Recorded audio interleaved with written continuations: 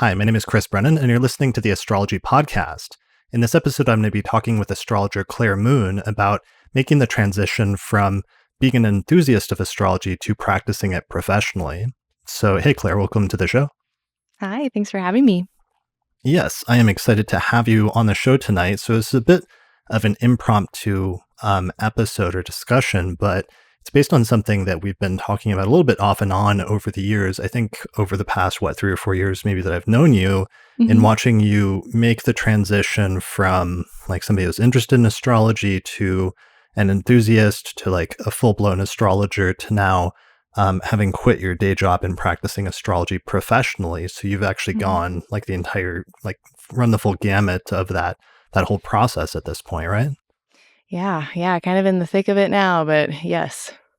Yeah. Okay. So I thought it would be good to talk to you about that and maybe give some insight for other people that are going through that process or any advice that I can give and just hmm talk about some different pieces of that. So maybe where should we start? Maybe just introducing you in terms of what your background in astrology is or how long you've been interested in it or studying it. Yeah, where did it all begin? Right. Yes. Yeah, we can start there. Okay. Where are you from again? I am originally from Minnesota, but I live in Wisconsin. Okay. And how long have you been studying astrology?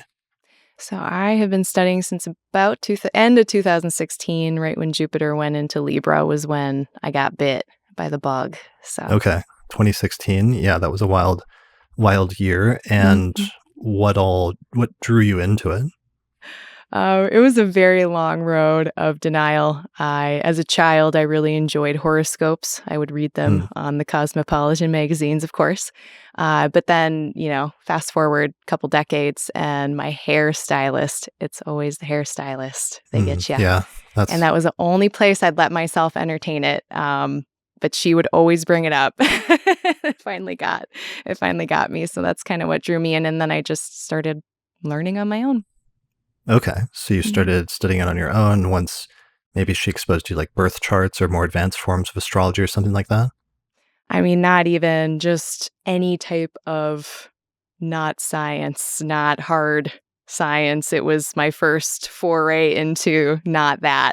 So she actually was really into numerology or she was into astrology. She was into a lot of things, but Mm, I knew her for like a decade at that point, and so I really trusted her. And she was the only person I kind of felt safe indulging in what she had to say about astrology, or I'd tell her, my birthday, and she'd tell me something about myself. right, because your background is more in science background and you actually, hmm that was your primary profession, right? Right. Yeah. I was a pharmacist, or I still am. I'm a pharmacist, and I have been since 2013. Been in the industry itself for 13 years in the pharmaceutical industry, but more on the not in the industry side, the clinical side. Okay. hmm Yeah, and that medical fields have a little bit slightly more stringent like background and education and training and other things than the field of astrology. So that was a bit of a difference than even in comparison, maybe going from more of a science based or medical field to astrology. Yeah. That's been a big change. That was a lot to wrap my little head around when I got started with all of this. So yeah, it's been certainly a big thing to get used to have so much, like, I guess, hard edges on everything, in kind of the hard modern sciences versus pretty much everything else in life that has softer edges, and allowing myself to learn an art that isn't so binary and black and white in a lot of ways. Right. Yeah. Yeah, there can be tend to be more shades of gray. And that's one of the weird things about astrology is that ability to cross over between those two areas a little bit more than you would expect that should be possible in terms of between, I guess some people often say like an art versus a science. Even though that sounds cliche, there's some like truth to that. Oh, it's totally truth to that. I even say inventory in pharmacy is an art and a science. So like a lot of things can be an art and a science. Um, but yeah, certainly astrology and my practice as a healthcare professional, I didn't think there was any overlap when I started, and there's certainly things that are different about the two, but there's a lot more overlap in the skills that are required for both of those things that I didn't realize until I really started seriously getting into astrology and learning it, and then eventually practicing it and sharing it with people. And once I was doing that for at least a couple years, it really started to, I feel like the connection started to coalesce a little bit more. Because when I was starting this journey, I was very concerned. I was like, oh man, this is not at all the same. I'm totally starting over. This is an entirely different thing. And I felt like I was starting over from square one.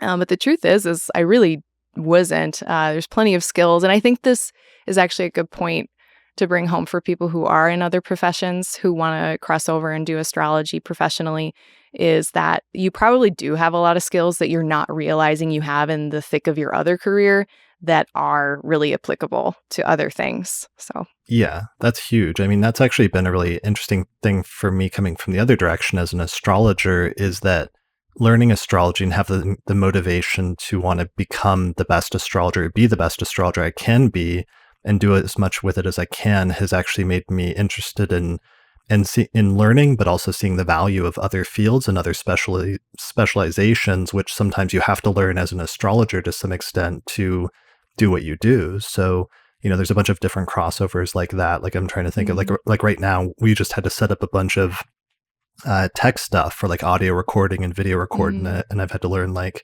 a little bit of videography, or a little bit of like sound editing, or a little bit of website design, or other things that are like some people's entire specialization. But as an astrologer, you end up having to do so many or wear so many hats, especially also as a self-employed person, that that's been my experience with it.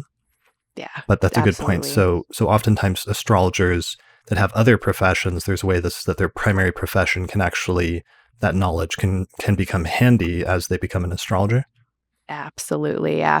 One thing that came to mind was when I was taking your professional astrology course, you had mentioned that you really have to be kind of a Renaissance person. You have to be a jack of all trades, have to be able to do a lot of things. And that is true. That is very true. It's becoming very apparent to me now, especially with the technology setup, that there's a lot that we need to be able to do as a self-employed astrologer. But yeah, like even just within pharmacy, talking to people, or, so many professions are centered around either one-on-one client interactions or patient interactions or other communicative things. And it really, I don't think we realize how much we've learned about these things while we're doing it. And it takes some space away from that, or doing something new, to be like, oh, yeah, I am actually pretty good at sending a professional email, not like, I don't think people appreciate the things that they actually are really good at from other occupations. I think it's a lot of things we take for granted that we're good at, that we are. Yeah. Yeah, definitely. Like Hmm. you were mentioning almost like bedside manner a little bit when dealing with like Hmm. clients, or not just clients, but in your instance, it was like what is the term in the medical field for Patients. client? Patients, not We call them clients. patients. Yeah. Um, yeah, so that's a really good one. Or, other like clerical skills and things like that are sort of relevant. Mhm. Well, yeah, or even just, the idea of taking on responsibility. If you're in any kind of profession or job, you have some kind of responsibility because you have to show up every day. But obviously, that can get pretty intense depending on what your career is or what your job is. And that kind of responsibility and that sense of being able to take on work, I think, is something that is cultivated in other careers that we don't lose when we stop that job. We take that with us, and we are able to then, you know, have the fortitude to do things. It's just put it in the list of skills that we take for granted. Right. Because I actually wrote a tweet about this not very long ago, where I like try to enumerate like a bunch of the different things that the hats that astrologers end up wearing. And there's things like they could become relevant, like historians, because, studying the tradition of astrology, you have to like learn about the history and all these different figures, and learn Mhm. historical analysis and how to weigh reading sources, or sometimes being translators and like translating texts. What are some of the other different like hats that astrologers wear? Goodness. So communicative, obviously just talking to people in written and verbally, in nonverbal ways as well. We still have video, even if we're not in person. Um, Astrologers have to be able to. The thing that I've noticed the most is, like, especially, granted, my experiences in medicine, so a lot of my analogies come from there. But just the idea of a very complex system with many moving parts and many different layers and many, many different layers that you can look into. That is the same with astrology and with medicine. And with a lot of other things where you just have this very complex system that you have to be able to navigate, understand, and then synthesize something from it and be able to tell someone about that in a way that makes sense to them. The way that we have to, as astrologers, turn astrologies, or like our astrology lingo, into something that is consumable by a layperson. That is something that astrologers have to do, and that is a special skill for sure. Yeah, not using the lingo or the in language of the astrological field, which are like technical terms that don't mean anything to a non-astrologer, and learning how to translate that into something useful to a non-specialist. Mm-hmm. Yep. And then, of course, just all of the myriad administrative things.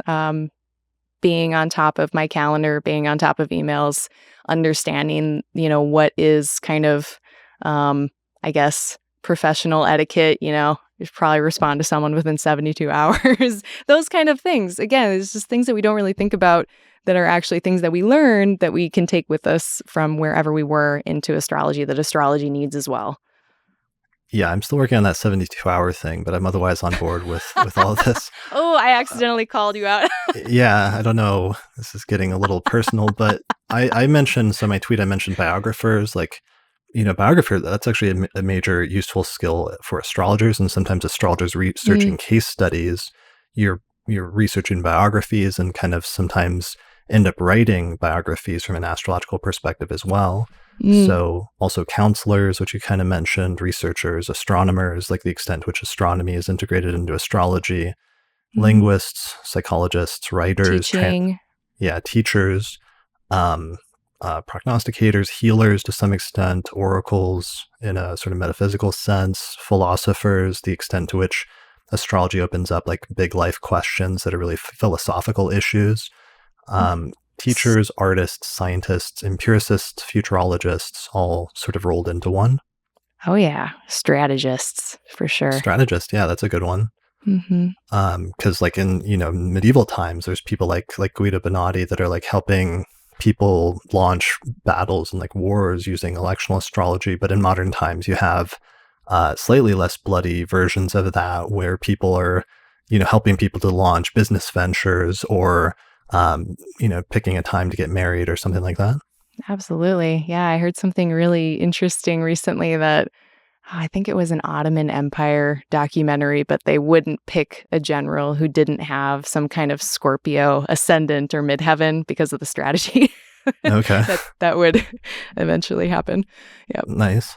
Mm-hmm. All right, I like that. All right, so backing up a little bit, when you did start making that transition, though, because if that was 2016, that was still actually relatively recently. That was only 5 years ago. And I don't know if I'm just saying that because I'm getting older and like periods of time, like 5 years, sound like nothing to me. But that sounds like relatively recently. So you went through a whole life transition over the past 5 years. And I know one of the ways that I think our first interaction actually was on Reddit, where you posted this thing to one of the astrology subreddits, and you're kind of asking more of a personal question of, I've gotten really into astrology recently, but my partner's not an astrologer, is not into it. And sometimes that's kind of tricky to navigate. How do other people navigate it? And I thought that was a really interesting question at the time. And yeah, just where you were coming from, because I could see how that would be really tricky or really difficult. Was that how it was framed? Am I framing that properly? Yeah, that's exactly how it went down. That Okay. was definitely tricky. And how did that, what was the, what were, how did it work out basically, or how did you navigate those two? Yeah.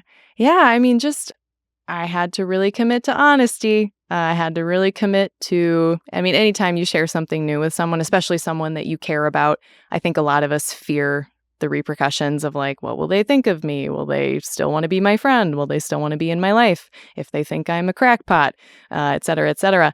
And you just, at some point, I decided that what I really enjoyed and what I was loving in astrology was important enough for me to take that risk. And so I did. And I just explained it. And there was a lot of explaining that had to happen. The reason was just that he was nervous. And it was sort of cute because his main concern when he found out that I was into astrology was that I was going to listen to a horoscope and like break up with him or something. Like I was going to be manipulated by the skies in some way that it would make me think that I was supposed to, that I might make a mistake in my own life because I was following astrological guidance of some kind. I had to explain to him that that's not how any of this works. And, how dare you think I'm so malleable that I would let the skies control these decisions in that way. But it took a little bit of explaining that way and just, I really had to explain astrology to him. I just had to explain how it worked and what the most important things that I think helped were explaining the profession actually and the kind of ethos and etiquette and philosophy of astrologers that I had been made aware of. So I was actually really thankful for all of your podcasts at the time that openly discussed a lot of the philosophy and a lot of the professionalism with astrology and a lot of the ethical concerns, like very out in the open. I basically talked with him about all of that and he understood. And of course, with knowledge comes less fear. So that's how it kind of went down. Since then, he has been increasingly supportive. It turned out fine. It was a little rocky there. I mean, if you have a scientist type partner for a decade and Right. you randomly come upon, what he came upon when I left my journal open and I had scribbled astrological glyphs all over it because Oh, if you're no. oh, no, yes. Yeah. So he It's thought I like, was losing my mind, I and think. she's writing in this crazy language, and there's all these Yeah. triangles and squares, and I don't know what it means. And Yeah, he thought I was losing it, I think, because he didn't know what the glyphs were, obviously. And for anyone who's into astrology, you know that if you keep a journal, eventually your journal just turns into an astrology journal, pretty much. And it's, it's half written yeah, in astrologies and glyphs. And so, and yeah, there's that was a all thing. sorts of dates and times written down very methodically. Yeah, if you don't know what you're looking at, it's a little concerning. Yeah.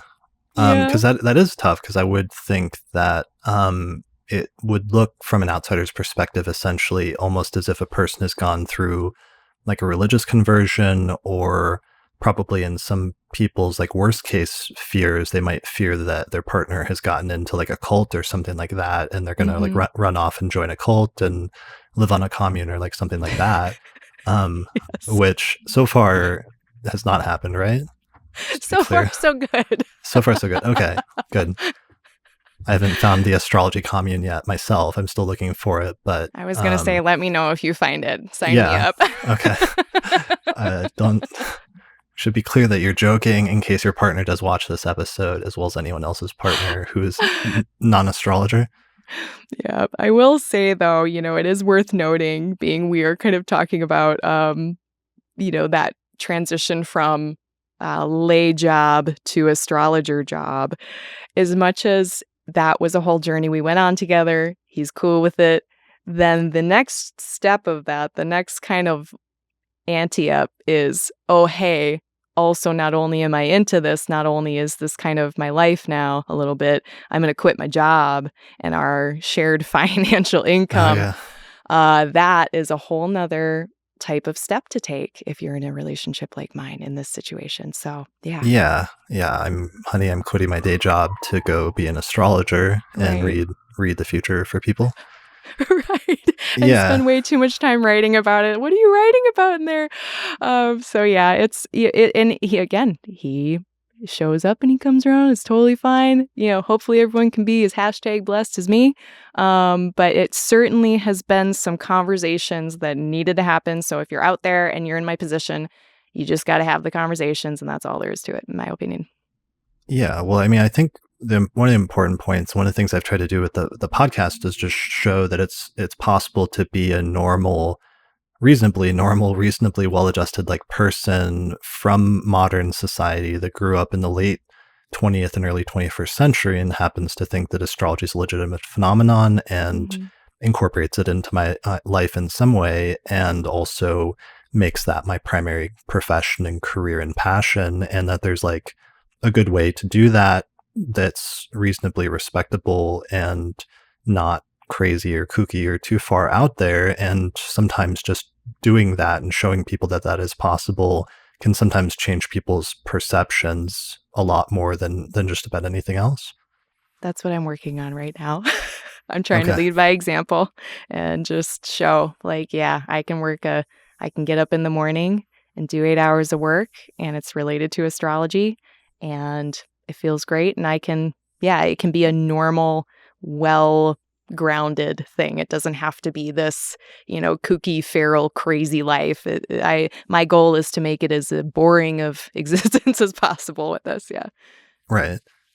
So in that vein, so I'm assuming that your primary focus as an astrologer, as a professional astrologer now, is like doing consultations, right?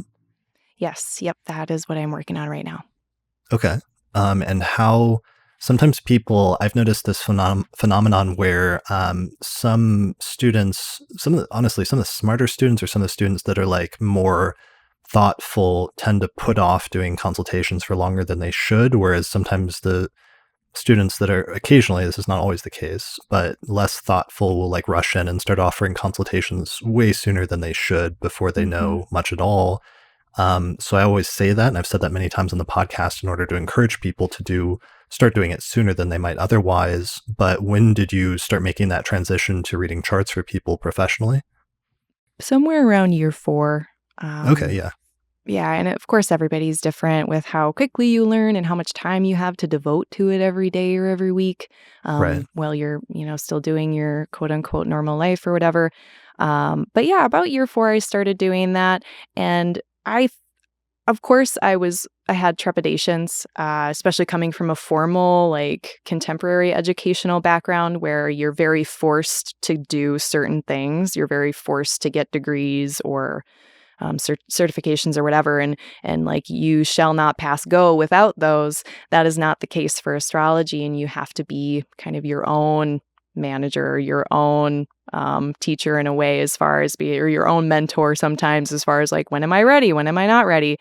Uh, but certainly something for me that helped me make that jump is that I've already had a decade counseling patients for anywhere from 5 to 60 minutes at a time about all kinds of dark topics. So, one of my main concerns going into astrology, actually seeing clients was my ability to speak to, you know, all the things of life, challenging or otherwise, with empathy and grace and be able to do that well. And I don't know if I would have started in year 4 had I not had my past. This is another reason where like your past career might come in handy.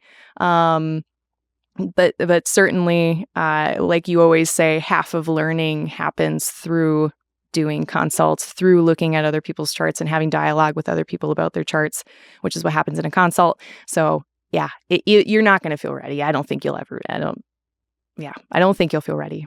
It's tough. It's a tough catch 22 because, like, yeah, like I always say, like that 50% of learning astrology is just the book learning. Book learning is only 50% of it. And people don't realize that the other 50% only happens when you sit down and talk with people about their lives regularly, especially in a consulting setting, because the exchange, especially the monetary exchange, puts a pressure on the astrologer to perform and like do the best job that they can, where even if you're just reading charts for free, like that's fine and that's somewhat useful, but there's not quite as much pressure, even if you're only charging like $5 or something like that. Um, yeah, but you learn a lot in that process, just sitting down and talking to people, because people will talk and explain their charts to you just by talking about their life, and you will see the chart come alive in a way that you can't any other way.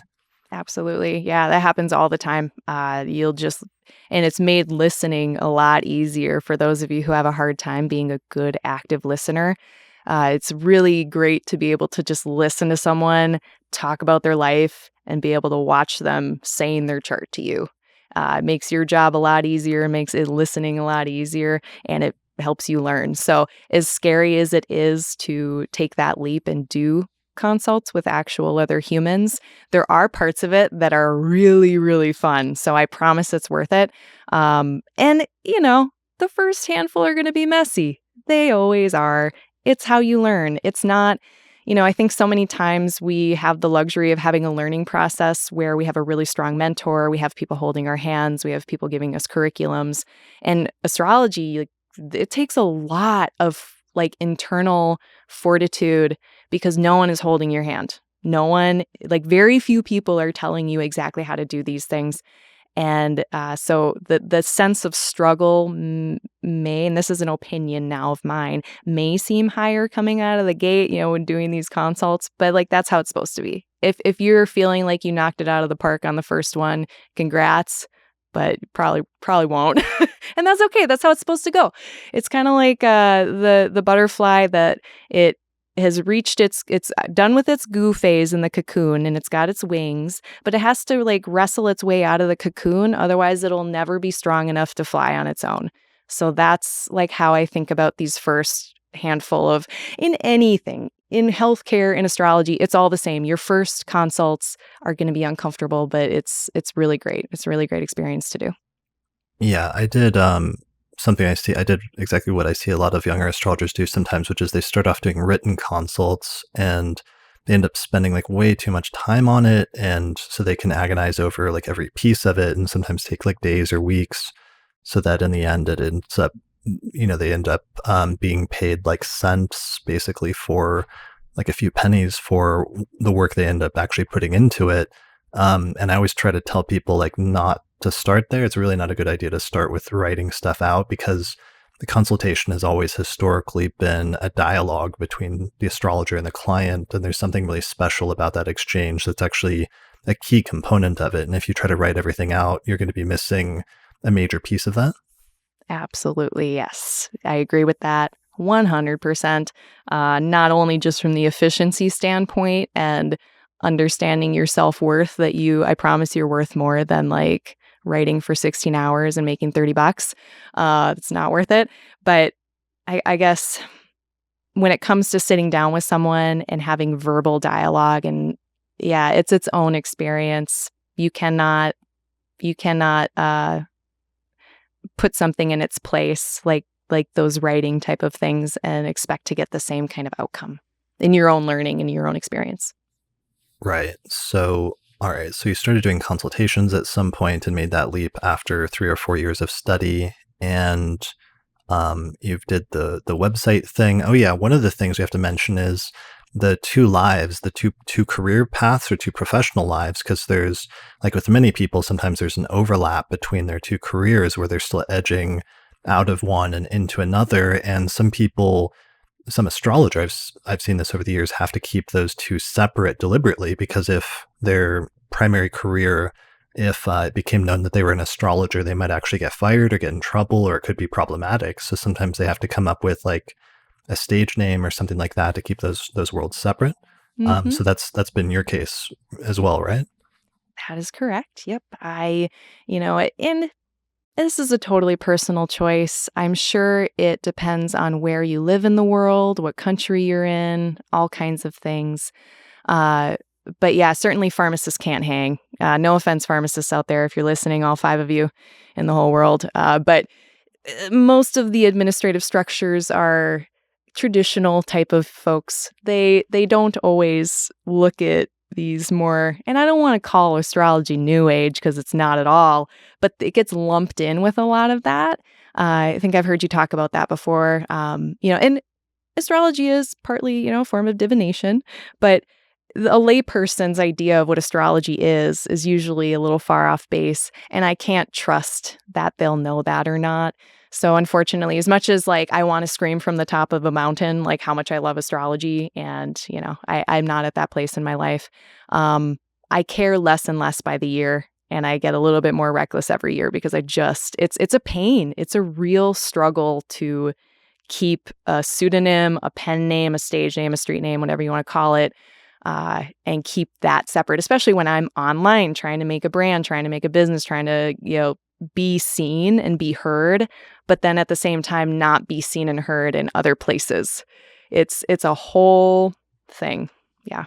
Yeah, that is, I remember my first time like needing to put Astrologer on a lease where I was trying to like apply for an apartment and just be feeling dread because it's not even so much like you were saying somebody knowing what astrology is and thinking badly of it because they're familiar with it. It's that you have no idea what their perception of astrology is going to be or what misconceptions they may have about it just based on what you say, because it could be a whole range of things that ranges from like slightly accurate to just like wildly not at all what you do. Like they Mhm. might hear astrology and some people immediately see like tarot cards or like palm reading or numerology or, you know, people selling magic spells or like other things like that that may not have anything to do with what you actually do as an astrologer.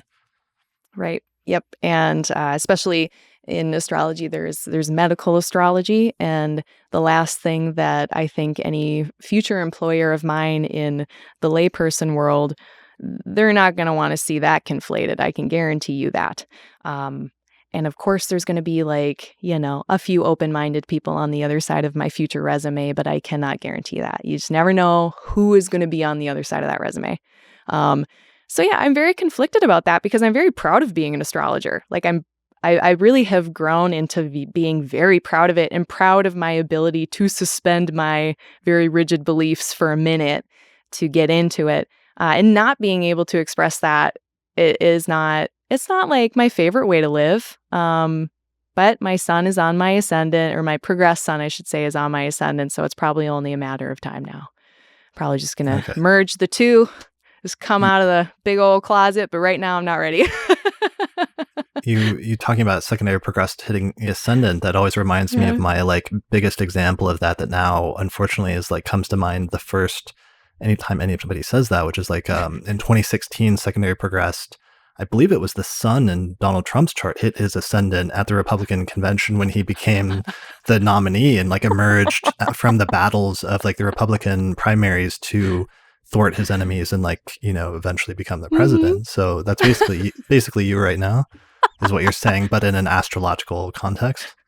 We can only hope that I am as successful at what I want to do as he was unfortunately successful at what he did. So, Okay. yeah, let's hope I'm successful at what I want to do of merging all of my identities. But until then, I hide in the shadows a bit. Okay. Well, there's Mm. nothing wrong with that. It's a little harder, and I sometimes tell people if they don't have to do that, not to like use a pseudonym because sometimes like your name and different things becomes part of your um, work as an astrologer. Is it sometimes becomes partially based on your reputation and people's familiarity with you. Mhm. So I say that more for people that set up not a secondary name, but use more of a gimmick type name that isn't really like a name, but it's just like something, it's more like their business name as their primary designation. And sometimes it seems Mhm. like a little harder to promote that, I feel like, than, um, I don't know, just using a name of some sort. I agree with that. When I was deciding on what I wanted to call my website, what I wanted to call my business or me, I mean, ideally, I would have just gone the way that you and Lisa have gone, where you just used your names. It's just your names and then the word astrology. It's super easy, super straightforward. Because of my choice to keep things separate, I did decide to go with a business name. And I will say that having a separately named business has been more cumbersome in a few ways. I mean, just mentally for myself and then also logistically. It's just one more puzzle piece to kind of move around when you're figuring out about how to talk about yourself to potential clients. Sure. I mean, that being said, like there's something about branding. And I mean, my thing has certainly worked out with like the podcast, for example, of Hmm. calling it like the astrology podcast, not the Chris Brennan podcast or something like that. And Hmm. I should point out that my website, my URL is chrisbrennanastrologer.com for my consulting site. The only reason that's the case is because chrisbrennan.com was taken because there's this MMA fighter named Chris Brennan whose nickname is the West Side Strangler, and I've been fighting that guy for like the Google search rankings for years. And only recently, I think, started to emerge victorious as the primary Chris Brennan. But I think there's other contenders, so I have to stay on my toes. Yeah, when I Googled you back in like 2017, I remember the MMA guy coming. I Yeah, remember that. I remember that. really? Damn it! You see, Yes. he's been haunting me for like a decade, but that's all right. Like I give him, props. I think that's actually pretty cool that he's been so successful. But yeah, he's still. I have to beat him on in the search rankings. Do you have that problem with your main name? Like that's always something when somebody has like a generic name that's tough if they have to like compete with other people. I mean, so far Claire Moon's been fine. Okay.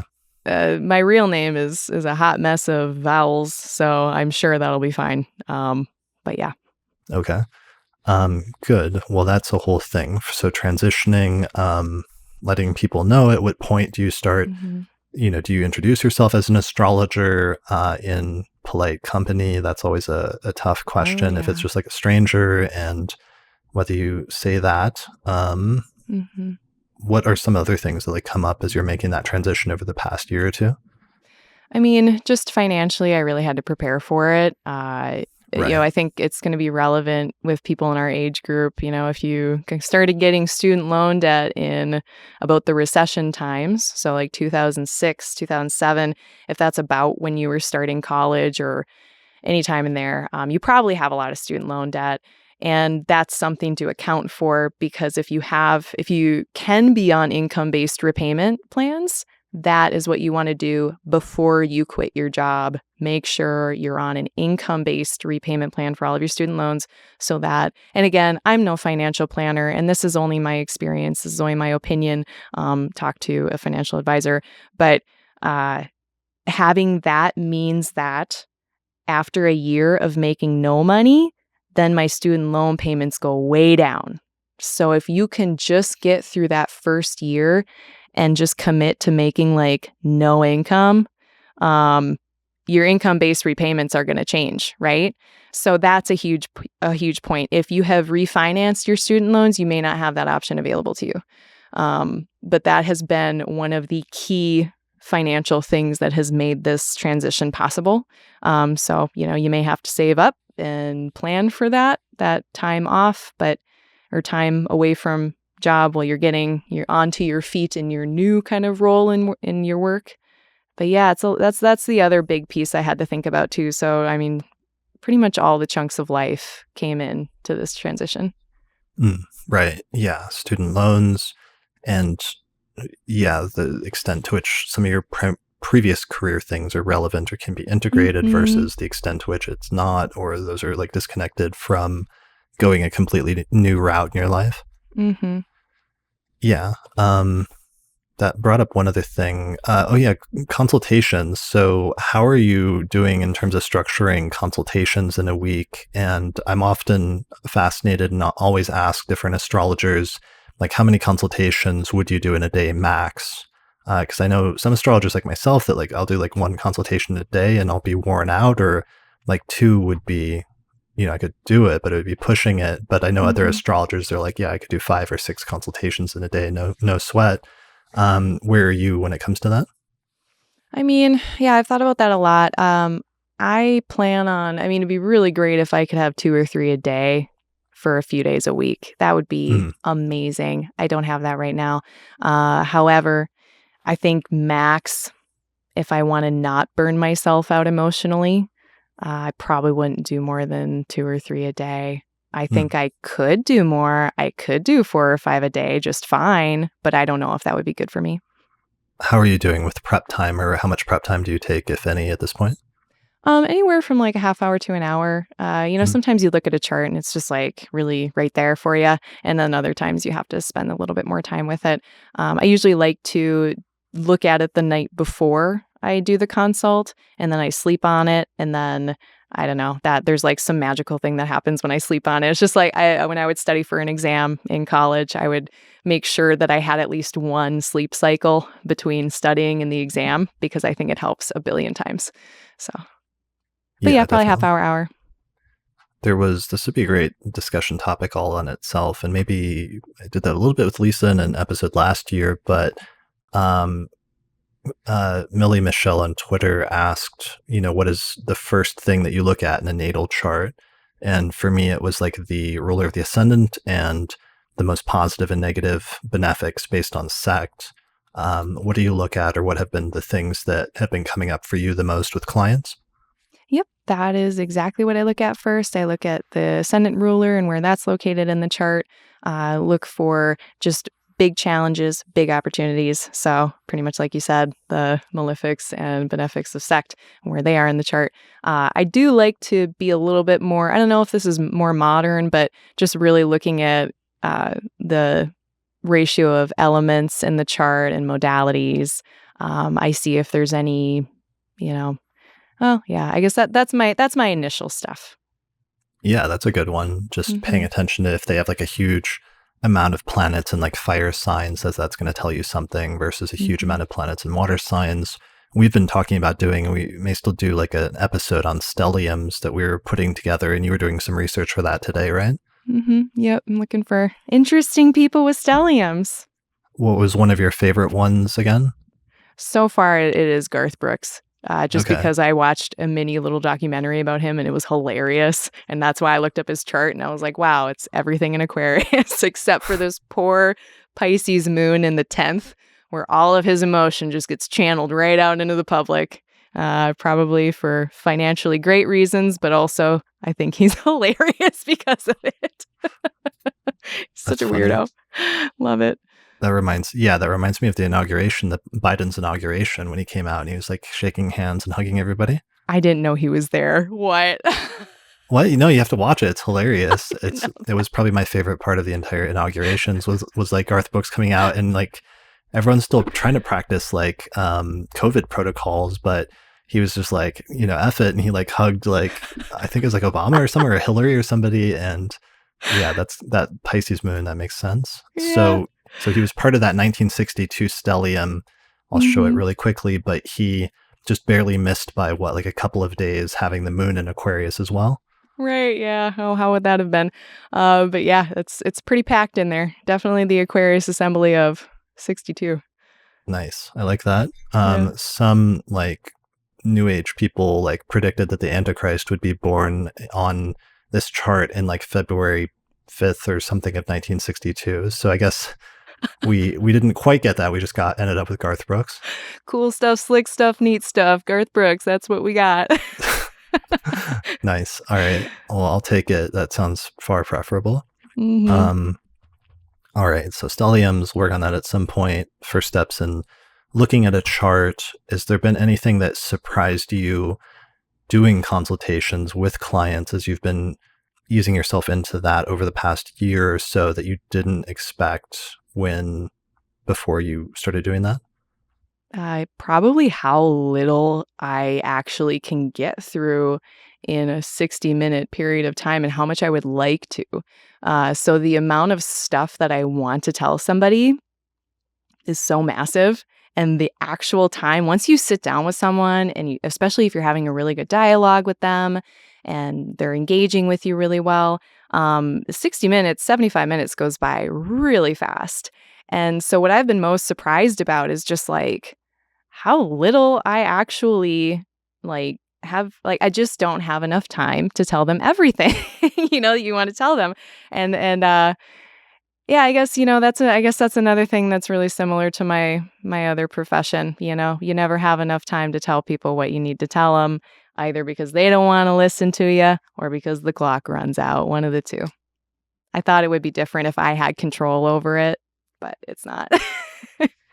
Yeah, that was one of the things that came up in the episode that Lisa and I did on tips for getting the most out of a reading, was really like prioritizing and realizing that you're not going to be able to cover probably everything you want, especially if you have like too many things on your item list. Because even though 75 minutes sounds like a lot of time, like once you get down to it and actually start having a dialogue, it's not quite as much time as you think. Right.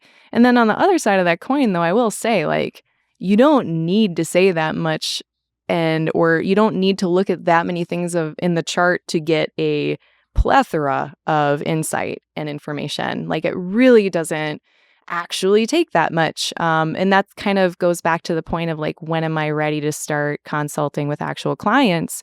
Probably sooner than you think, because really you don't need to go through all 7 visible planets, if you end up on 3, it's probably plenty for their brain to take in.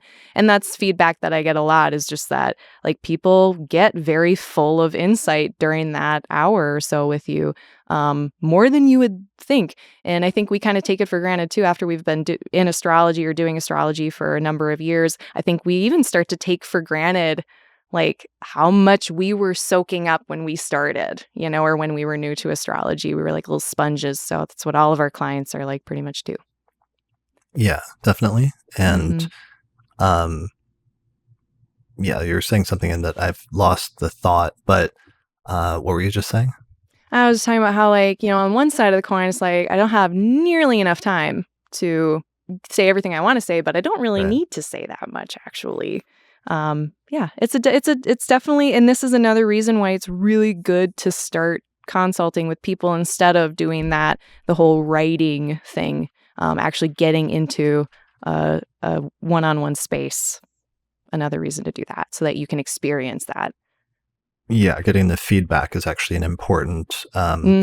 component from a technical standpoint of what the astrologer does, because it allows them to augment and increase the sharpness of what they're doing. Well, right. And to go back to your point, though, sometimes the simplest things can end up being the most profound, or the things that seem the simplest or the most obvious or straightforward to you as the astrologer from a technical standpoint can end up being much more profound to the client than you realize. Yes. Yep. Every time. Never ceases to amaze me. Yeah. Well, I like that. I mean, that's one of the more fascinating things about being an astrologer and hearing people talk about their life and seeing it in their chart is sometimes how utterly just like literal the manifestations of the placements are. And that's one of the things that always keeps me coming back to astrology and has always kept me interested. And you wonder if you'll like get bored at some point, or if you'll be like, it turns out that this, you'll open your eyes and it turns out that this isn't real or something like that. But that's what the things that's really strange the longer you're in astrology is that despite your best efforts sometimes as like a normal, like rational human being living in the early 21st century, the astrology often does seem to like work way more than you would ever think that it should. And that's the most bizarre thing I think about this entire enterprise. Yeah, I agree with that. And it's actually also very comforting because, as someone who did come into this with a lot of doubt and who has continued to have this skeptical brain that is just constantly like, but why? Why do I say this? Why do I say that? But why though? But I don't need astrology to say that, right? I can just say that. Um, Having consistent reminders from astrology itself that, oh, yeah, I can't explain why that worked so well. That keeps happening. So I keep having this fear of like, am I going to get bored of it? Am I going to? But it's like, no, I just keep getting these examples of like, yep, can't make that shit up. So, you Right. know, yeah, Yeah, it's tough because it just keeps working. If it would just like stop I working know. for long enough, we could get out of it and go back and have normal day jobs and be normal 30 No. something year old productive members of society. But unfortunately, as long as the astrology keeps working as well as it is, we're gonna have to keep at it. I'll keep my fingers crossed. Okay. Um, so what is something that people thinking about making this transition should do? So you're obviously you're still trying to make it, you're still working on it. I was having a conversation with another guy yesterday who's primarily does YouTube, and he's doing pretty well growing his channel and things related to that. But he was having a question about how much he should use social media. And he's kind of like scared of social media because he's heard it's both a huge time sink as well as that things like Twitter can be incredibly toxic, which is to some extent true, although there's also positive sides as well at the same time. How do you feel about social media? Where are you at with that at this point? Necessary evil for sure. Necessary evil. Okay, so it's like Yeah. a poison to be used in small doses. Yeah, I think it's a tool that can be used skillfully.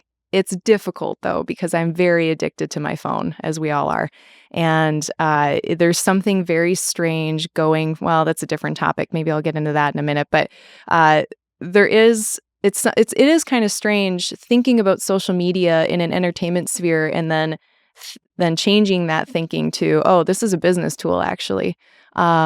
And then not, making sure that you're not on that social media unless you are using it to do your business thing. This is in the case that you feel like it's toxic, which a lot of them are. Yeah, I think you can still use them even if they're toxic, but just know you're not going to be using them for personal use. You're going to be using them to post horoscopes or post other astrological content.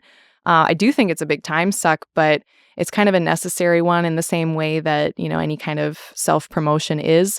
But the thing with astrology that I find interesting is that so much of our self-promotion comes in the form of horoscopic astrology online on social media.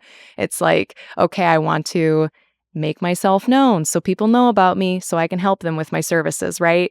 Like, I used to think that business was a dirty word and marketing was a dirty word, self-promotion was conceited and all of these things that I think a lot of, especially in the metaphysics community, we have a lot of these concerns.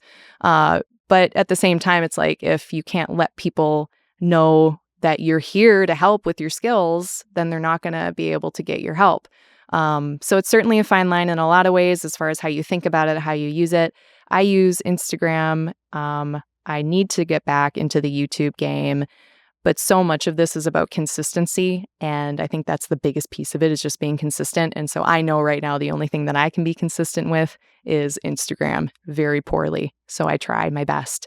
The nice thing about some of these is you can set up posts ahead of time and just queue them up to release at certain dates.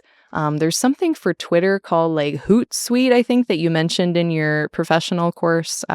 There's like there's tools to help you automate posts. So I definitely recommend doing those things just to minimize your time on those platforms if you don't like them. But yeah, that's how I feel about it. I use it. It is a time suck because writing astrology is time consuming. I think if you're writing astrology and you're doing a good job at it, and you're like me and you're not super seasoned, like I'm pretty new to astrology writing, it should probably take you a little while. It should be a little time consuming. So yeah, it's a lot of things to consider that way.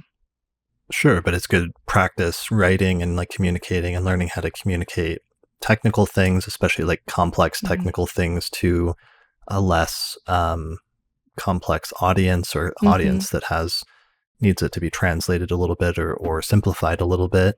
It's interesting though, from like a almost like sociological standpoint, as astrologers, the role, or the important role that social media plays at this point in being the not full like interface, but to some extent the interface now with like clients, or with how people can find out about your work as an astrologer, and therefore becomes like a necessary piece in order to survive to some extent in this day and age.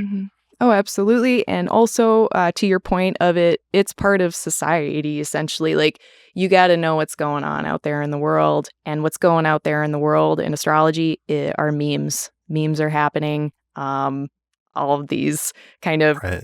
yeah, there's a lot culturally happening online with astrology. So if you want to be current, you do have to engage, I think, with that. So that's a good point. That's another reason why it's really important, I think, to be on social media, so you just know what's going on. Yeah, I like seeing what's happening in the community, what kind of discussions are taking place. Last year during the pandemic, there was just some amazing stuff where people would notice things that were happening and sometimes make good observations about what was going on, and that would contribute to like some ongoing discussion about just the communities who are watching it. Or even just like today, like somebody on Twitter posted a news article that like the French president Emmanuel Macron had just been slapped by like somebody in an audience or something, and they posted his chart, which is like a time chart, and pointed out that he had transiting Mars exactly conjoining the degree of his descendant, which is actually a really impressive like a transit example, just really quickly. But that was a positive little social media thing that I noticed today. That's wild. Yeah, that's such a good point. I certainly see things. If you want to be like kind of plugged into the collective vibes, yeah, for sure, and be abreast of the news. And it kind of depends on what your astrological interests are too. But for me, I love applying astrology to current events. I love applying it to just random topics that I see because I am on the internet or because I'm watching documentaries or whatever. So I think that's another piece too of being just a well-rounded astrologer is exposing yourself to a lot of different things, social media included, so that you see these things and you can see more examples of astrology. Yeah.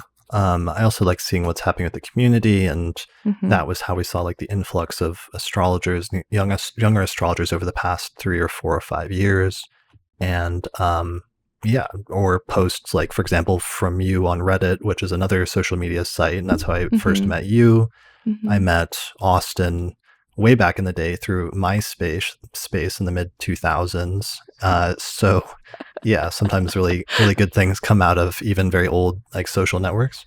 Exactly. Yeah. Yep. Definitely. And I've had a lot of people reach out to me for consults through the DMs. I mean, it's not Hmm. ideal, but hey, connected with a lot of clients over social media.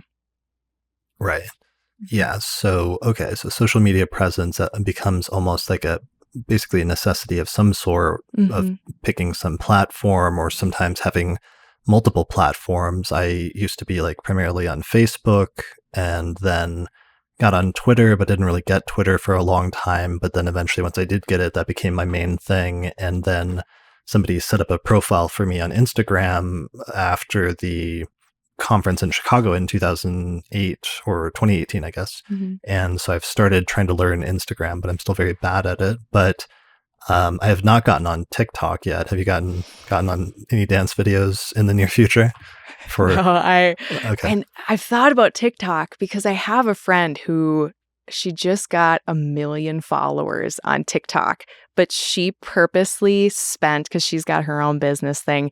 She spent 6 months of dedicated, focused effort to do that. From what I know about TikTok, you need to be posting with a frequency that is far higher than what is required to get a following on Instagram. That being said, Instagram is pretty slow to do that. Um, yeah, TikTok is kind of intense. I have not gotten into it. I haven't even gotten into Twitter. I'm still trying to figure out Twitter. Um, okay.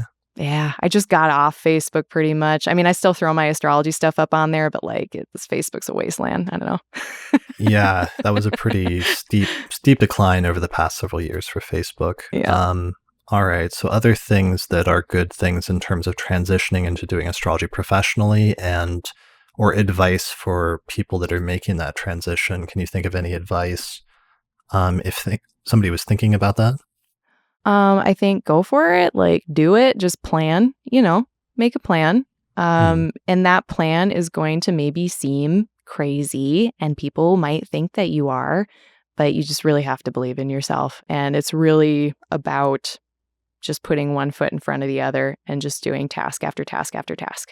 Like, because when you see it, when you decide, like when you're like, I really want to do this, it is such a huge, daunting thing. It seems impossible. And I think it seems like that so much that people don't do it. But if you break it down into smaller chunks, I promise it's totally doable. And then take Chris's course. Which person that does it for you? He's already done it for you.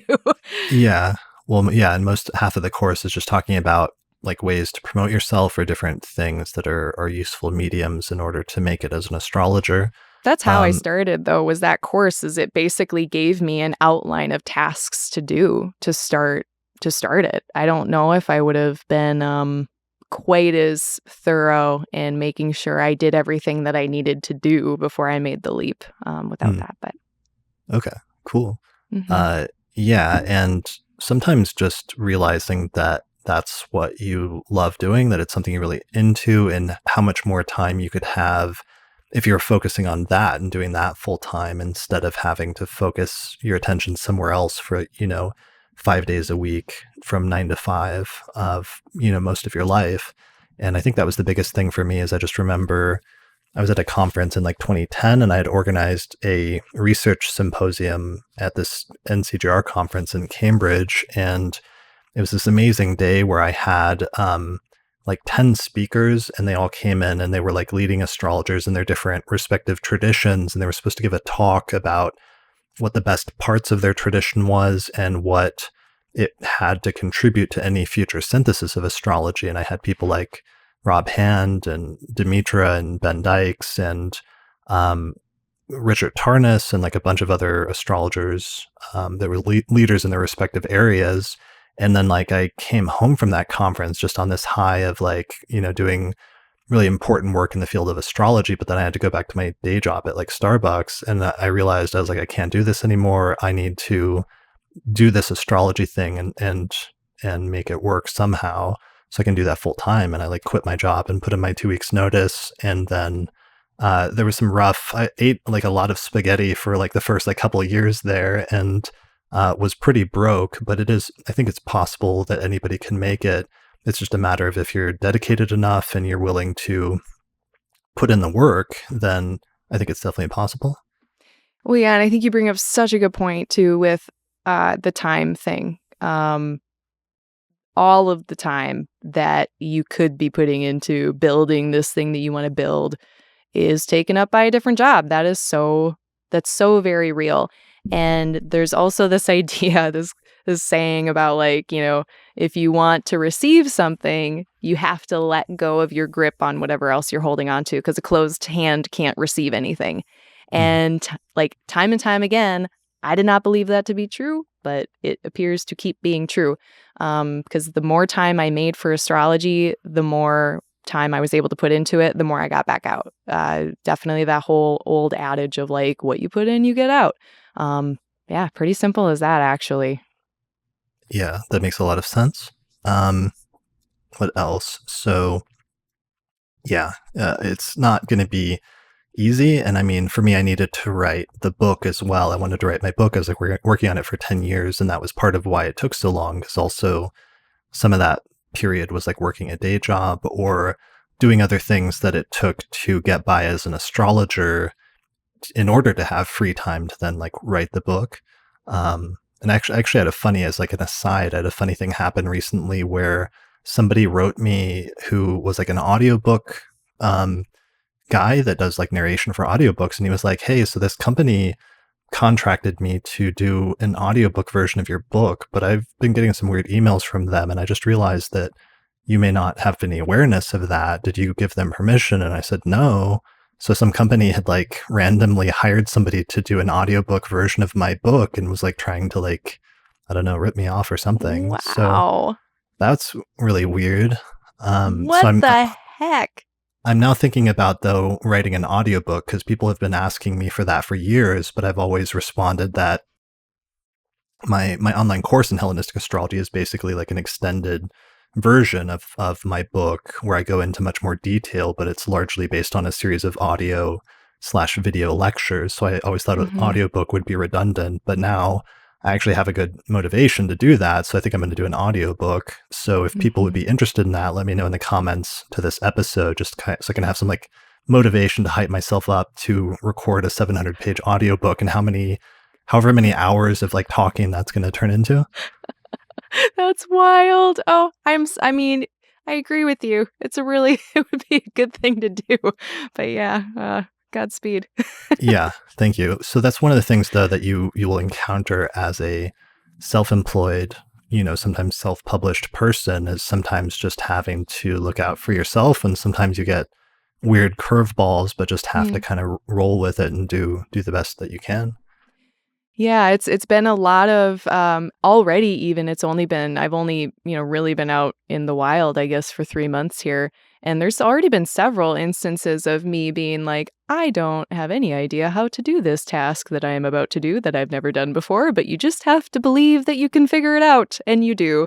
But yeah, definitely curveballs. Those are happening. But you know what? You take them, and it's fine. It turns out fine. Yeah, and every time you do something, once you like do it and learn that thing, it kind of stays with you a little bit and you've acquired like another little Mhm. skill. And every time you do it again, especially like with YouTube videos or something like that, I always tell people just to like start doing it because you'll do poorly early on, basically, at least in retrospect. You'll do the best that you can at the time, but every time you do a new one, you'll do it Mhm. slightly better and you'll learn something and improve. And over time, you'll just get better and better and better. But if you hold off and don't start that process until you think it's perfect, then Mhm. you're going to miss out on a really crucial piece of, the whole process of learning. And I guess that's basically the exact same advice or a variation of the advice about consultations as well and not putting that Mhm. off too long.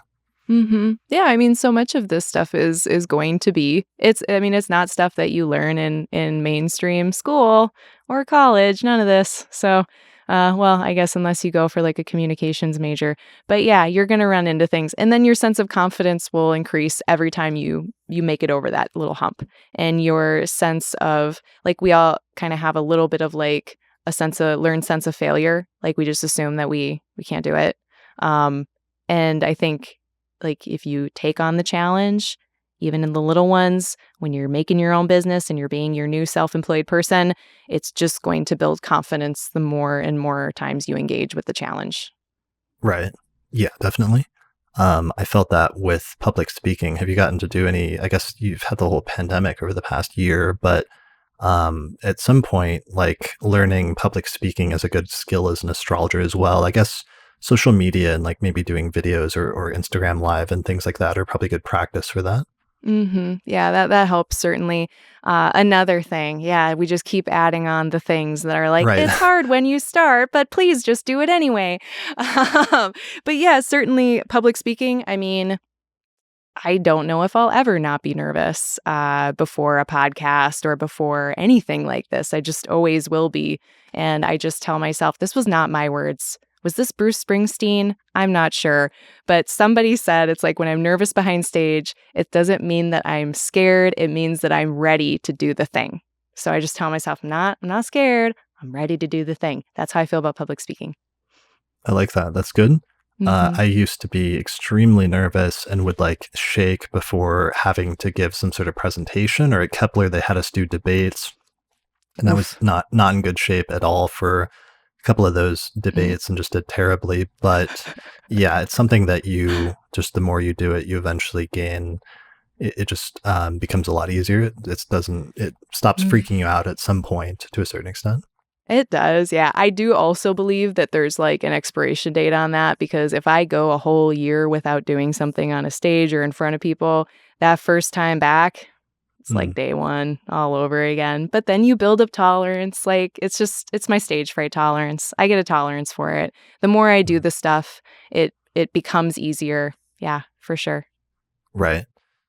Okay. Let's see. Anything else in terms of like learning astrology, things that accelerated your like learning path, or other things like that that became useful for you, especially in terms of your education of astrology that later really came in handy in terms of starting to do it professionally?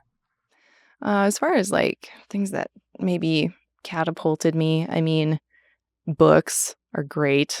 Don't try to just like go on the internet and the Google machine and hope for the best. Definitely get some books. I know there are people out there who will also say, throw away all your astrology books. Don't do that. Definitely read your books. I think getting engaged with the astrology community early on also really, really helped me. It helped me in a lot of ways, not just intellectually with learning, but just that internal kind of emotional fortitude to keep going with it when you don't necessarily have a classmate or, someone to go along that path with you. So getting involved in the community was really important for me personally.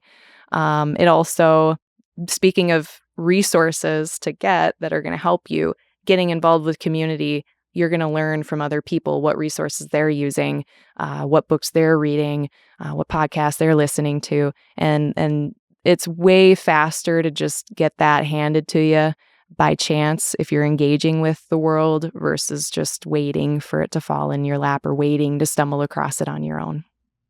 Yeah, that makes a lot of sense. There's so much because you can't know what you don't know until you find out that you didn't know that thing. And oftentimes, the quickest way to do that is to meet somebody else that lets you in on not a secret, but points you in the right direction or tells you about something that you wouldn't have known otherwise. Right, exactly. And what you're saying, like you don't know what you don't know. Like that's with every single thing that we come across in the world, and astrology is no different. So, yeah, getting involved with community or even just getting your first astrology book and flipping through 400, 500 pages and being like, "Oh yeah, this actually is going to take a little bit of effort and time." That is important. That's an important realization to make early on. Um, so yeah, I guess other than that, I mean, your podcast has been excellent just because I came in right at the right time when you were making all those videos about like the signs and the planet meanings. Just like Oh, right, yeah. 4-hour workshop you were just giving out for free back then. Yeah, I learned a lot with that. So listen to that, everybody. Listen to it 8 times. 8 times. I don't know if you should listen to it 8 times, but definitely like 3 or 4 is like the sweet spot for me. I'm Uh, kidding, but okay. yeah. Yeah. Yeah, that was a good one. And yeah, just making resources available for free. That's one of the weirdest things. I often think about how this is like the best time in history, probably ever, to be an astrologer because we have so much access to information and access to so many different traditions and types of astrology and research tools and apps. Like you can get some amazing free websites that will calculate charts for you, not just like astro.com, but also like AstroSeek and all sorts of other websites. There's apps like, SolarFire or AstroGold or what have you. Yeah, and there's also just tons of free resources. So it's possible for people of like different income levels or different educational orientations or different things like that from pretty much like every level to learn astrology at this point and like become an astrologer. And also, it's possible for people to make it as an astrologer and be successful and have that support them and do it ethically and in a responsible or respectable fashion, maybe more than at any other time in history. And I think there's something really exciting about that. Oh, I agree. And I think it's just going to be more and more and more of that going forward. I don't see that trend letting up at all. In fact, I got some email from, because I get Chani Nicholas, her newsletter, Mhm. and there was a job posting that was it was like a 6-figure salary job posting to work in the astrology industry, essentially. And there were health benefits. Right. I mean, I think that also is pretty unprecedented, right? I don't know if Valens had health benefits, but Yeah, no, I don't think he did in like Egypt in the second century. Um, he was having a hard time actually, but oh, yeah, no, some astrologers are doing really, really well and being really yeah. successful and being able to support themselves and like flourish. And that's the biggest thing for me. And that's something I've always wanted to see. And it's one of the reasons, not just for the podcast and wanting to help like raise the bar in terms of like public education of astrology, but also episodes like this to kind of encourage other astrologers to take that leap if they've been Mhm, thinking about it, because I do think it's possible. And I don't think that the field is like oversaturated or something like that so that there's too much mm-mm, competition, but instead there's also just a lot more interest in astrology in general at this time and a lot more mhm, people that like I especially want to see more astrologers that are like good astrologers doing good astrology that's like conscientious and I would love to encourage more of those people to come into the field and feel like they could actually make it and mhm. survive. Yeah, I agree with that as well. I think that is very important. I'm not necessarily like looking for some standardized model of astrology or anything, but I certainly do appreciate seeing that bar raised and seeing people be very thoughtful, like you're saying. And even, it does seem like at first glance, like it could be kind of a saturated field, but I don't think that it is. I mean, in the same way, if you're looking at the astrology field thinking, "Oh, there's like all of these astrologers, they're really great. I don't know anything. Why would I ever do this?" Um, I don't think it's saturated. We need many, many astrologers to help all of the people, just how we need many, many, many physicians and many, many masseuses and many everybody's in those fields. Like they're not necessarily like yeah, there's always people that are going to need this service. So it's been around for thousands of years. I don't think it's going anywhere. So I think we can feel pretty good about it. Yeah, and it is a useful like service that you can offer people because even no matter what your knowledge level of astrology is, like, especially if you're talking to a client who doesn't have much background in astrology, if you know more than them, or if you know even a little bit more in some area, or even if you just have a slightly different take on their birth chart than what they're used to and what they've used to seeing, that's actually useful and that's a valid and valuable thing that you can offer them. Oh, yeah, and I've noticed that plenty in my consults where the knowledge that I am actually using to provide that insight for them or to kind of guide them through a dialogue with their chart, it's not the most advanced stuff I know. I very actually rarely am using like zodiacal releasing at this point in my consulting practice because I haven't even needed to go there necessarily. Because again, it is a lot of times it's really simple stuff, especially if you have someone who hasn't got many readings. And I think the more interest that we get in, people, more and more people are interested in astrology services. And that means that we're having this huge influx, at least in my opinion, a huge influx of lay people or astrology enthusiasts who really just don't know that much advanced knowledge. So I completely agree that if you want to consult, you just need to know more than your client. Like, yes, Yeah. And I see it all the time. there's a pretty good chance that you do, just because astrologers sometimes tend to underestimate how much they actually know. Yes. Especially if they've been studying for a while, let's say like a year or two. Mm-hmm. All right. So yeah, I do wonder. I mean, we've brought up a couple of things that came up were like the lack of certification and credentials, and the lack of that being necessary in order to start practicing, which is kind of a double-edged sword because, of course, that's not great. That it's kind of like astrology is like the Wild West where anybody can set themselves up as an astrologer, and sometimes that can be bad, and that can lead to some people maybe not practicing ethical astrology or not even doing astrology, just sort of like pretending that they are. But I've always been surprised at how, I don't know, at least in the astrological community that I'm familiar with, how infrequent that is, when in reality, like most astrologers that you meet or most people practicing astrology are actually trying to do it like ethically and conscientiously and other things like that. That's been my experience as well. I really haven't run into that too much. It's a lot of work to even. I just think that there are way easier ruses to pull on people. If you want to make some money, like there are way easier ways to do it than to pretend to be an astrologer or to pick up enough to be dangerous to yourself and others and go forth. Yeah, my experience has been similar. I don't see it that much. Every single industry has bad players and people doing things that either aren't part of their certification or they're just doing unskillfully despite having certification. So certification doesn't, I mean, as much as I have, respect and pride for the degree that I have or whatever, yeah, it doesn't guarantee anything. So I think you're going to get really, really thoughtful, great astrologers despite not having any of these certifications. Of course, that made me nervous coming in, again, because of my background has been very kind of customary or contemporary.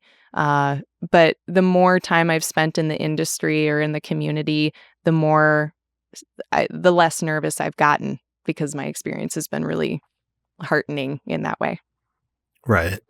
Yeah, I think part of the advice there, though, for some people is I've heard some people occasionally say they're waiting to start offering consults until they get like X certificate from certain astrological organization or from some astrology school or something like that. But I think in reality, most of those certificates are not super useful or super necessary in order to start practicing astrology and in order for you to be good at practicing astrology. Just because most of, especially from the organizations, those courses don't tend to be super thorough. So it's like you're just doing it to get the certificate, but you could just offer those services without the certificate. And if you're good at what you do, then that's just as effective. So I sometimes I don't want to discourage people entirely from that, because there are sometimes places for that or things that you could learn from certain, if it's an actual astrology school, that might be very useful. But its certification is not always as necessary as people sometimes think. Right. And if the what we have access to has a certain breadth but not a certain depth to it, uh, like I was just saying in my consults that I do, so much of what I do isn't my most advanced knowledge. I don't actually need to use it that much of the time. So yes, I can get on board with all of those statements. And yeah, just because someone offers a certification, I mean, I could talk about this as its own separate thing for a while, just in general, the idea of what a certification means in today's world, because everybody has one for everything. You can get a certificate for lots of stuff, you know? So, as far as the meaningfulness, I think it really depends on the actual program itself. And if it doesn't add quality, if there's no value added to your practice, and you're just getting it just to feel secure, if you're getting it for your self-worth and not for your self-development, I think that's kind of the question. Yeah, I think that's the important distinction to make because there's a lot of what's weird is like it's the due to the internet and the rise of like online teaching and online courses where you can study courses directly with individual astrologers. It's almost returned back in a way to the older model of like the apprenticeship model where it's like you find some teacher or some approach that has a specific approach that you like and you want to learn and specialize in, and you go and you study with that person or study under that sort of branch or school in some sense, rather than something where you go to like a university and you study under like a ton of different teachers, or something like that. It seems like that's become over the past decade more and more of where some of the best teaching is taking place, it seems like to me at this point.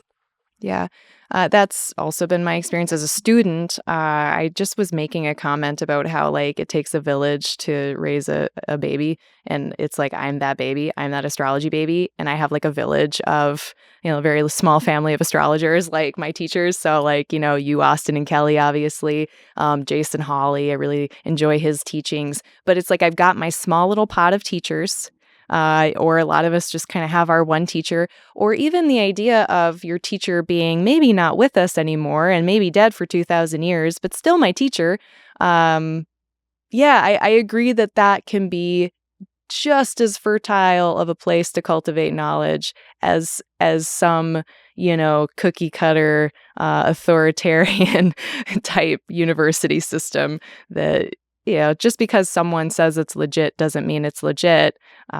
We have plenty of online universities too, and that's a whole nother discussion. So I think quality of teaching and quality of knowledge doesn't have to do necessarily with just the idea of a certificate. And I do think that some of my best knowledge has just come from these one-on-one teacher-student type experiences.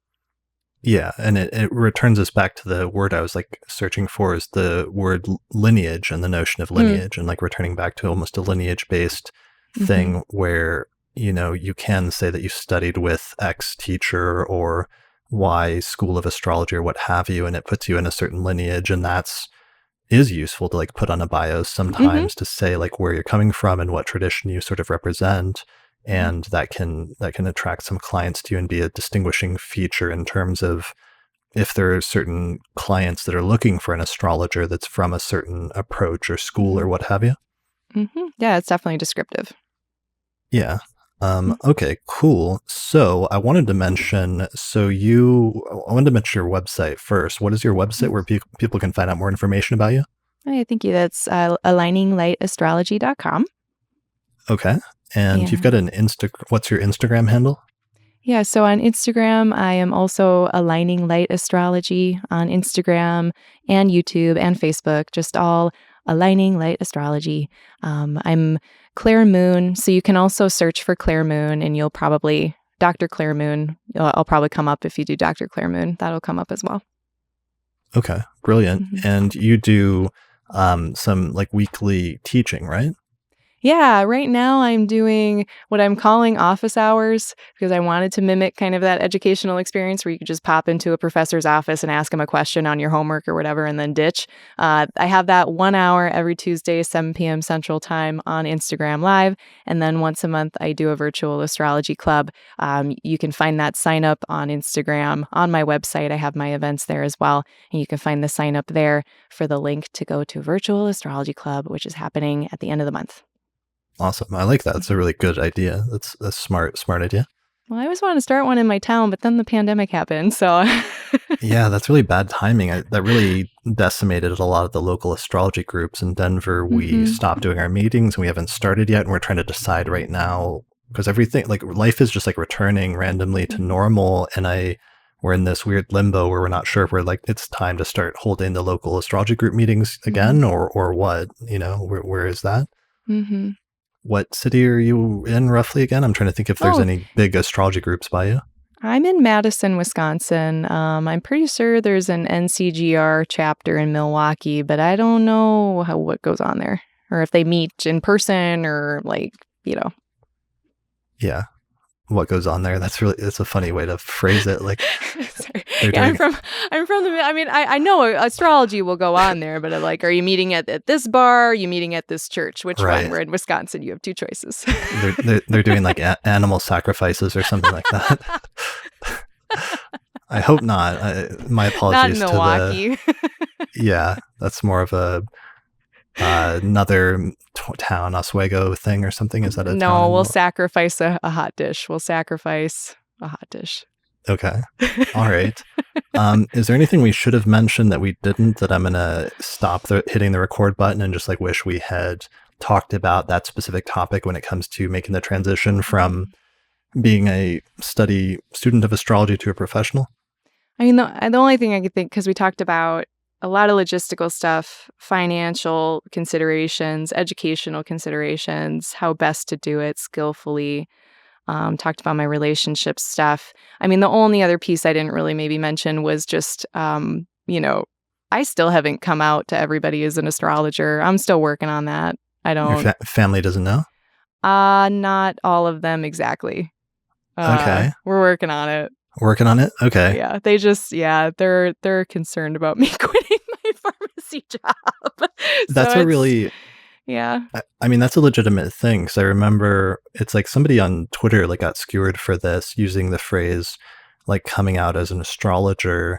But that was actually because he was like a white, like straight male, and somebody Mhm. was saying that that's not a good I phrase can to see use because it's that. co-opting like Mhm. from the LGBT community. But I remember a lecture that was always really influential for me years ago by Lee Lehman, who is a queer astrologer who explicitly said that these were like parallel things and that there was a legitimate parallel to be drawn there from what it's like to come Mhm. out as a gay individual versus Mhm. like as an astrologer. And while it's obviously not parallel and there's a lot greater hardships that Mhm. gay people suffer from that and being ostracized and everything else, especially in the past, Mhm. that it's an interesting analogy to use where there are like some light parallels in terms of the level of trepidation and genuine fear or Mhm. concern about like being ostracized that astrologers can have, and the need to sometimes keep that private for their own safety and their own well-being. Mhm.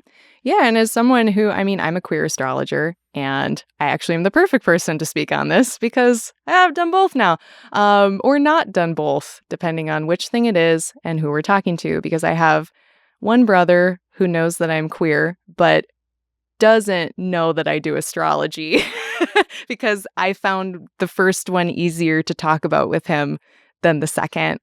Yeah, but obviously, like, the things with danger, like direct physical danger, is different now. It's not quite the same. And so no, you can't make that. That's not a perfect analogy by any means of it. However, I will say, there are certainly many more places I feel comfortable at this point being out as a queer, pansexual person than I feel being honest that I'm an astrologer. And not only that, but it's like my love, and I want to do it for my whole life. It's one thing to say, "Yeah, I'm into astrology. What's your sign?" versus like, "I'm a consulting professional astrologer. I have rates. I do this as my job. This is my that when people ask me, what do you do? This is what I say." So yeah, it's been a whole thing. I'm working on it. The first step for me was bringing my books home and just letting my parents see my books. And then they saw my books, they asked some questions. They were actually cool about it because they grew up in the 70s. So actually, older people sometimes seem to be way more understanding to me when I tell them than some younger people especially younger people who are not acquainted with the metaphysics. Yeah. Yeah. Well, it's interesting also when people do have objections to it, whether they're coming from like a religious standpoint or coming from a like scientific standpoint, and the fact that you can see objections coming from both sides. That's one of the things that makes it so tricky as an astrologer in the society, because those are like the two biggest sort of demographic blocks, and astrologers are not in a good position with sort of either of them. Mm-hmm. Yes, and I just need to do it because I keep experiencing too that every single time, with a few exceptions, that I'm scared to tell somebody, their response is super supportive or super delighted. And then it turns out that they're secretly like, oh, but can you then tell me about all of this?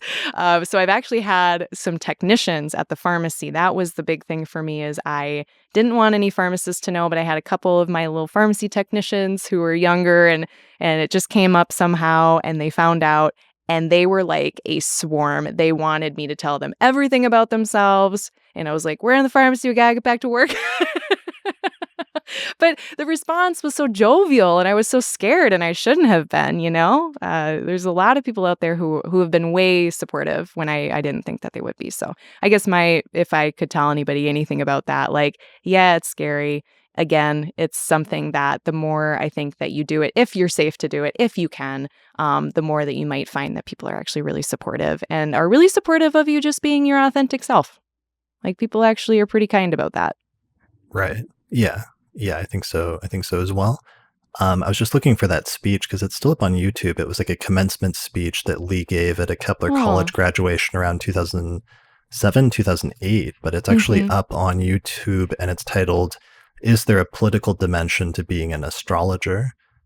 So it looks like that's on the Kepler YouTube channel. So people should search for that and check it out just for reference to like some of this discussion and a little deeper sort of reflections on it that were 12, 13 years ago now.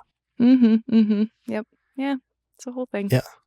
All right. Well, thanks a lot for joining me today for this impromptu podcast. I didn't even we threw this together so quickly that I didn't even say the date, but today was June 8th, 2021. And I don't know the exact time, but we started right before sunrise or right before sunset here in Denver, Colorado, and the ascendant was at about 17 degrees of Sagittarius, if anyone wants to work out what time that was in retrospect. So thanks for joining me for this discussion. Yes, you're welcome. Thank you so much for having me. It was great. Yeah. All right. Well, good luck with your future career as an astrologer. You're going to have to check in periodically and let us know how it's going. And if you've, um, Thanks. yeah, if you've become massively successful, I'll at least have caught you relatively early in your career. So hopefully you'll come back and make future appearances on the podcast at some point down the road. I will take this hypothetical vote of confidence. I will keep you updated. Okay. Thank you. Thank you. So people should check out Claire's website at aligninglightastrology.com. And that's it for this episode. So thanks everybody for watching this episode of the Astrology Podcast, and we'll see you again next time. Thanks. Special thanks to all the patrons that supported the production of this episode of the Astrology Podcast through our page on patreon.com. In particular, thanks to the patrons on our producers tier, including Nate Craddock, Thomas Miller, Catherine Conroy, Christy Moe, Ariana Amour, Mandy Ray, Angelique Nambo, Sumo Kopic, Nadia Habhab, Issa Sabah, Morgan McKinsey, and Jake Otero. For more information about how to become a patron and get access to exclusive subscriber benefits such as early access to new episodes, go to patreon.com/astrologypodcast. Also, special thanks to our sponsors, including the Northwest Astrological Conference, which is happening online May 27th through the 31st, 2021. Find out more information at norwac.net. The Mountain Astrologer magazine, which you can find out more information about at mountainastrologer.com. The Honeycomb Collective Personal Astrological Almanacs, which you can find out more information about at honeycomb.co. Also, the Portland School of Astrology, more information at portlandastrology.org. The AstroGold Astrology app, available for both iPhone and Android, available at astrogold.io. And finally, the primary software program that we use on episodes of the Astrology Podcast is called Solar Fire Astrology Software, which is available at alabe.com. And you can get a 15% discount with the promo code AP15.